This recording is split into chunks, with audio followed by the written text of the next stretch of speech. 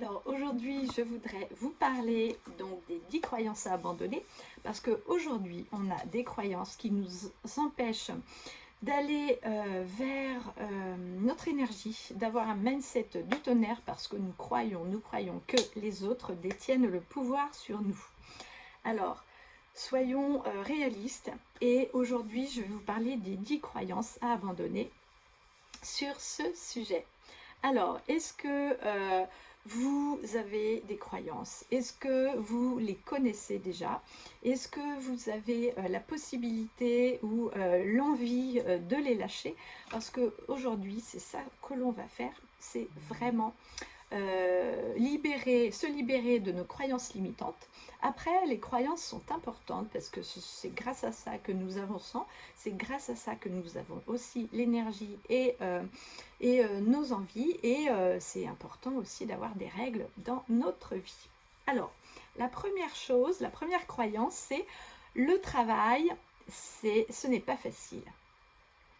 Parce que, en fait, je ne sais pas d'où ça vient, j'ai fait des recherches et je ne sais pas en fait d'où ça vient, mais cette première croyance, c'est que on a l'impression qu'il faut travailler dur pour y arriver.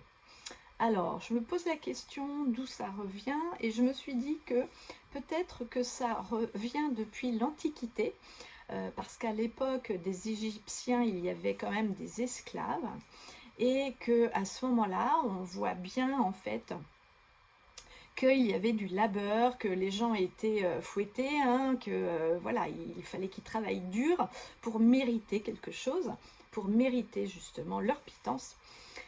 Et donc, notre inspiration, et aujourd'hui, le travail, ce n'est pas facile.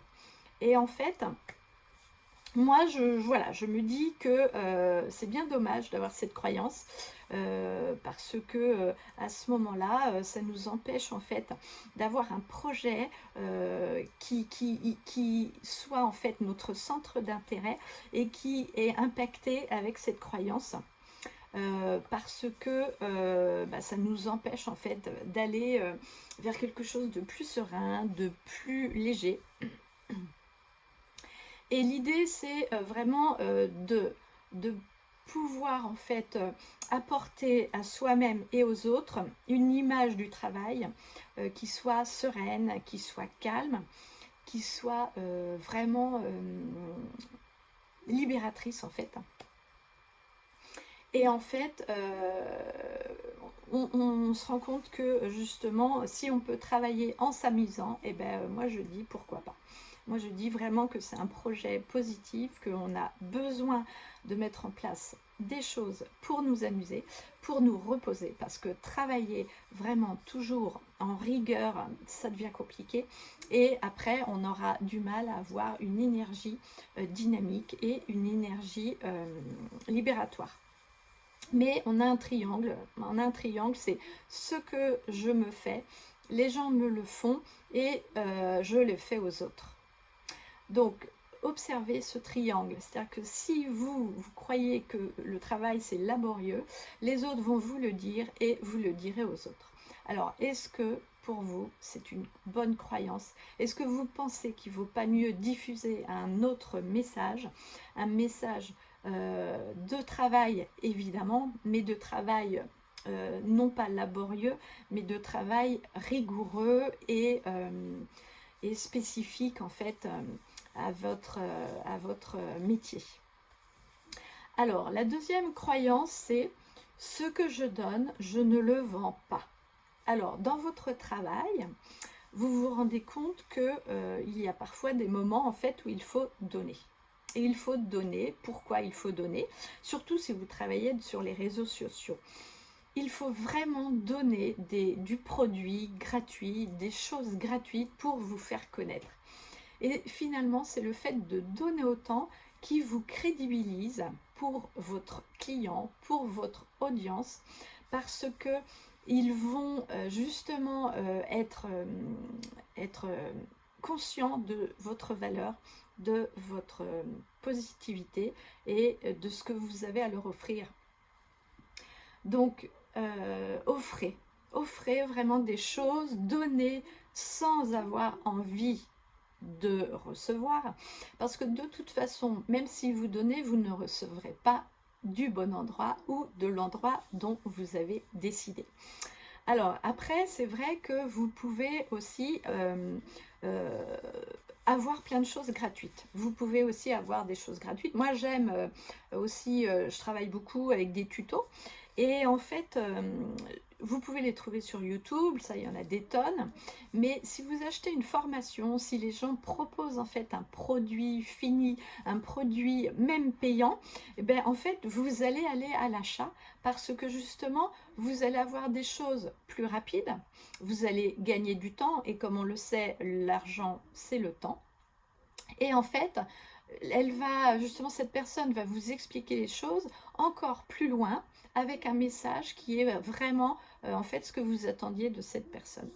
Donc c'est très très important. Voilà.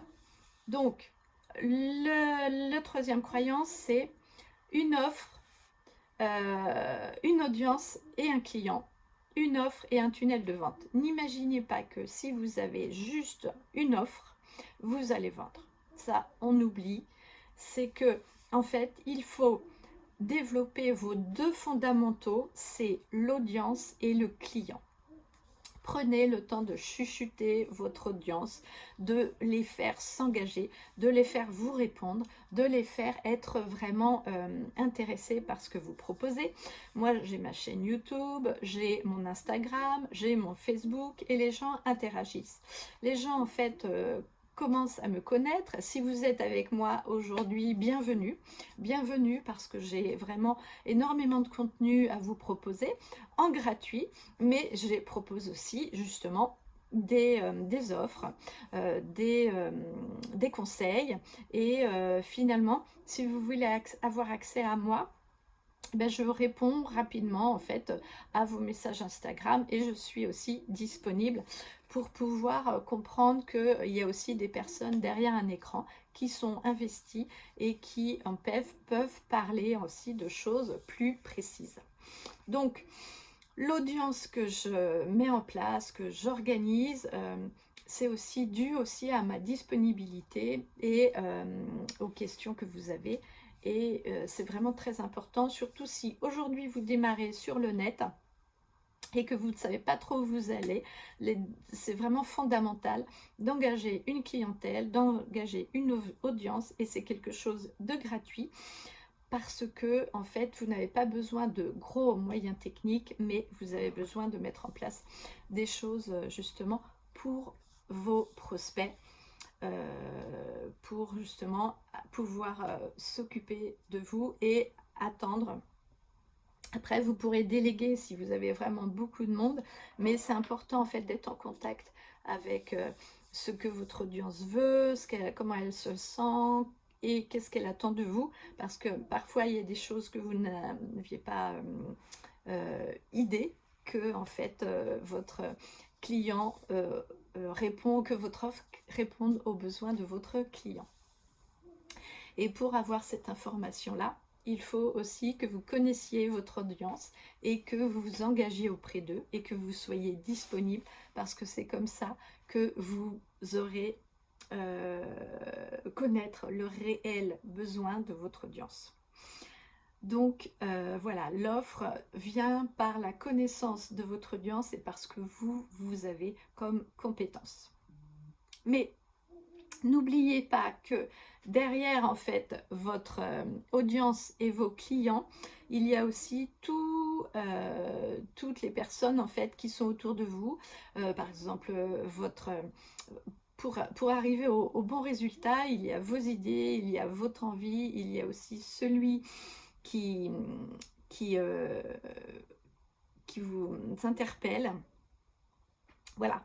Donc, n'oubliez pas que, en fait, même si vous avez une offre et elle est la meilleure du monde, il faut que vous puissiez avoir votre client, il faut que vous ayez votre audience. Alors, la nouvelle croyance, c'est si je délègue, je perds la main. Alors, si vous ne vous prenez pas en main, si vous ne savez pas comment faire telle ou telle chose, il faut apprendre à déléguer. Et il faut avancer. Après, vous pouvez changer d'avis, vous pouvez vous réorganiser, mais aujourd'hui, vous avez besoin de déléguer. Et lorsque vous déléguez, il faut aussi lâcher prise. Il faut lister tout ce que vous attendez, ou tout ce que vous ne savez pas faire, ou tout ce que vous ne voulez plus faire, parce qu'il faut vraiment être accompagné de personnes professionnelles. Ne soyez, on n'est pas multitâche, voilà, on ne peut pas non plus savoir comment faire, on ne peut pas tout savoir, mais tout le reste, c'est vraiment avec des moyens. Vous pouvez vraiment trouver des gens qui sont vraiment très professionnels et une chose à la fois. Une chose à la fois parce que en fait, vous devez déléguer à un certain moment, vous devez lâcher prise et par contre, vous devez quand même expliquer à la personne ce que vous avez besoin pour justement mettre en place votre, votre organisation, que ce soit au niveau de votre logo, que ce soit au niveau des photos, que ce soit au niveau d'un site, que ce soit au niveau du web entrepreneur, que ce soit au niveau de votre pub. Apprenez à déléguer et apprenez à vous faire avancer parce que sinon vous allez procrastiner, vous allez rester coincé. Et ça, ce serait dommage. Ce serait dommage. Moi, je le vois en fait avec des enfants. Quand vous voulez les forcer à faire quelque chose, bah, ils veulent pas. Ils veulent pas, ils savent pas. Voilà. Donc, il faut absolument mettre en place en fait des stratégies pour ne pas vous piéger dans justement le fait de devoir déléguer. Ayez confiance et soyez attentifs. De toute façon, même si vous déléguez, les autres vous posent des questions. Moi, j'avais délégué par rapport à mon site internet, donc j'avais trouvé un web entrepreneur, mais vraiment pendant 2 ans, j'étais pas contente parce que il me donnait pas d'astuces en fait. J'allais les chercher sur YouTube et tout, et je lui disais bah mets-moi ça, mets-moi ça, mets-moi ça. Mais lui, c'était juste un web entrepreneur qui regardait juste le référencement Google. Voilà. Alors, le 5e point, c'est s'entourer. Toutes les infos sont disponibles sur Internet, mais apprenez à vous entourer. Parce que lorsque vous avez quelqu'un, un coach, des personnes qui sont dans la même dynamique de vous, un mastermind, que vous avez des personnes qui sont vraiment conscients et qui sont toujours dans votre milieu d'entrepreneuriat, eh bien vous n'êtes plus seul. Et quand vous n'êtes plus seul, bah justement, vous réussissez des choses étonnantes. Parce que vous échangez des idées, vous commencez en fait à intégrer des groupes d'entrepreneurs et vous pouvez multiplier en fait vos capacités parce que vous avez aussi un impact différent, un état d'esprit différent, des idées différentes.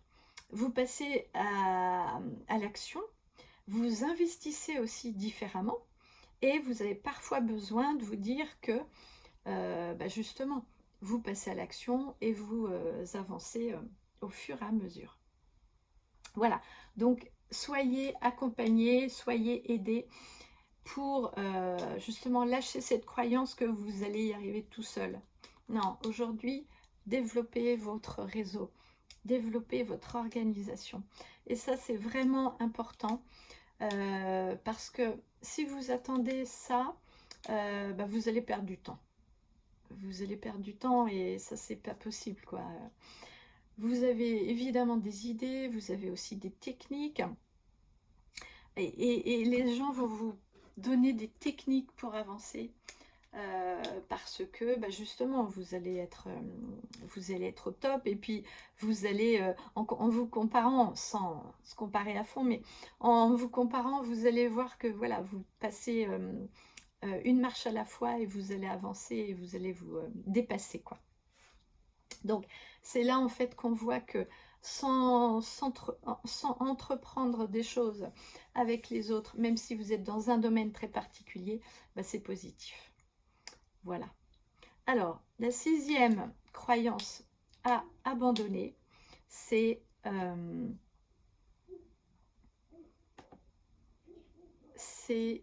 de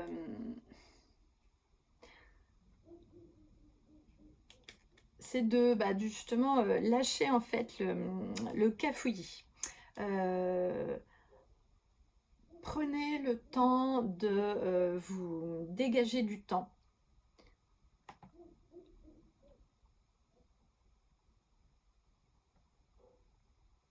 Et en fait, soyez aujourd'hui, mettre en place des produits qui vous ressemblent. Voilà. Si aujourd'hui vous n'avez pas le métier de vos rêves, c'est qu'il faut changer de métier. Donc changer de métier et mettez en fait en marge tout ce qui vous convient pour ça. Alors je reprends mes notes. Donc, alors même si vous n'êtes pas un expert, il faut lâcher le côté que on doit toujours être un expert dans un domaine. Donc, même si vous n'êtes pas un expert, que vous n'avez pas toute l'expérience que vous avez, mais si vous le faites avec le cœur, c'est très important. Tout ce qui est pour vous, que vous avez besoin d'entreprendre et que vous êtes honnête, eh bien bravo. Bravo. C'est pas parce que vous avez un diplôme de A avec un diplôme de B que vous êtes vraiment optimum dans votre travail, quoi.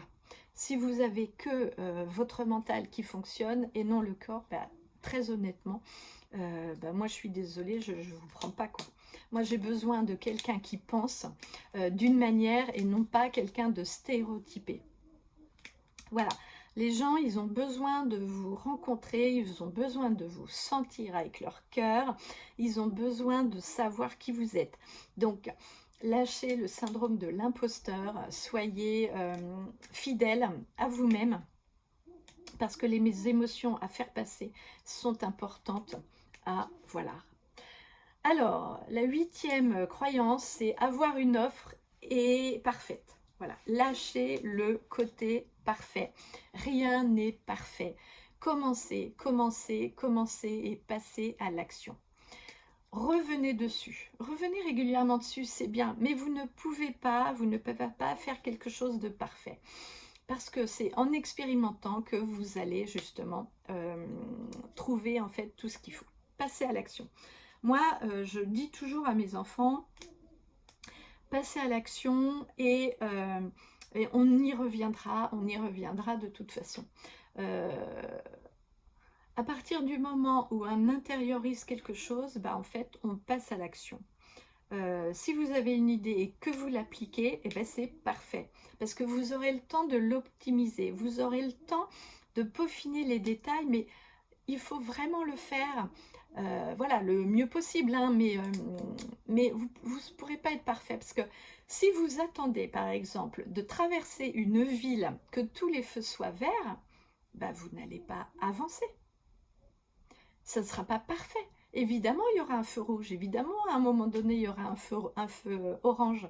Et encore une fois, je reviens sur le côté en fait de satisfaction. Si vous êtes quelque chose que vous avez besoin d'affiner les choses, c'est bien. Moi, régulièrement, on me disait « Ah, ça pourrait être mieux, ça pourrait être mieux, ça pourrait être mieux. » Mais mieux que quoi?